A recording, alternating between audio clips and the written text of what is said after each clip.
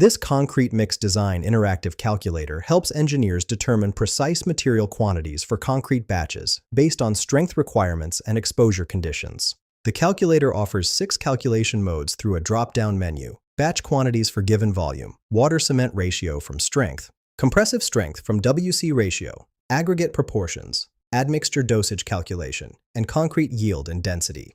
I'm using batch quantities for given volume. You'll select your exposure condition from mild, moderate, severe, or very severe or extreme. I've chosen mild. Choose your cement type: OPC, PPC, or rapid hardening. I'm using OPC. Set aggregate quality to excellent, good, or fair. I've selected excellent. Pick your workability zone: low, medium, or high. I'm using low.